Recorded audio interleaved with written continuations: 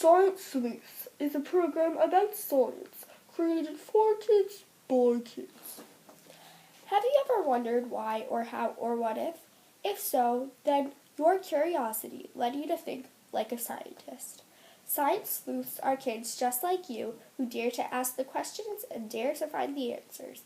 Our science sleuths will travel to the end of the earth using any incredible resources they can find to help other kids learn about science.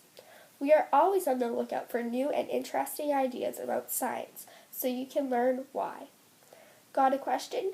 Tweet to our Twitter handle at Science Sleuths. Maybe you will see your question researched for our next episode.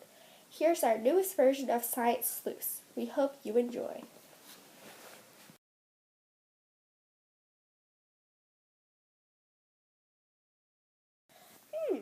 I have heard of bees and I love honey, but this question about bees dying has me a little puzzled.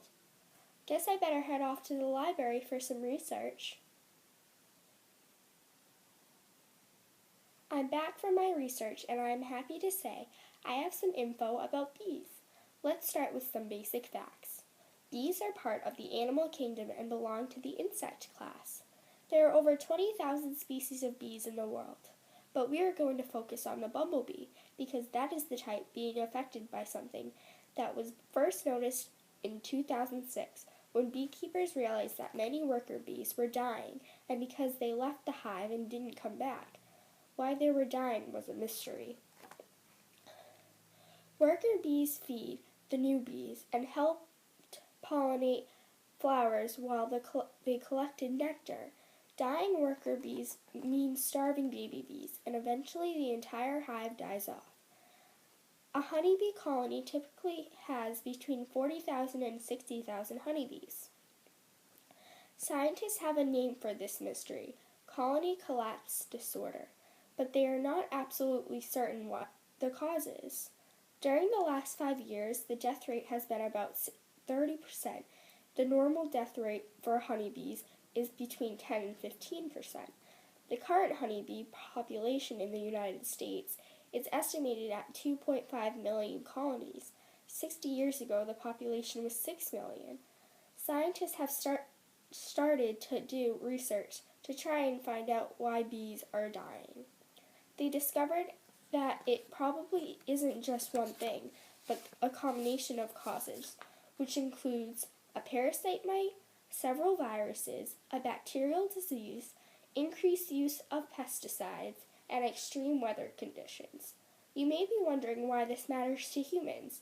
A few less bees should not make a difference, right? Well, honeybees are the only insect that produces food for humans. This food is called honey. Humans use honey as a sweetener, and it also has some really great health benefits.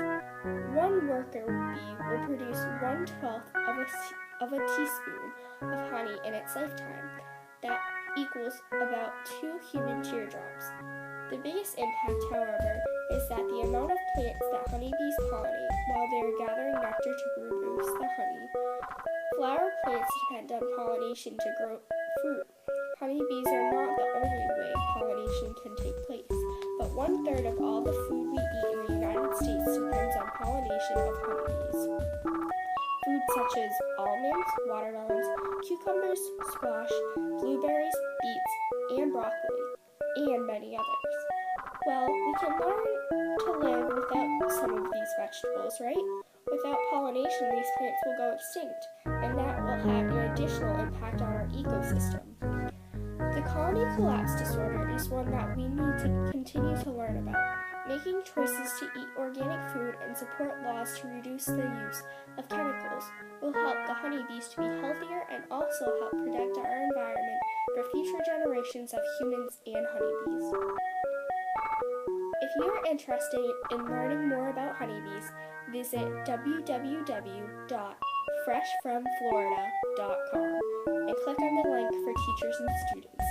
Thanks for watching Science Sleuths.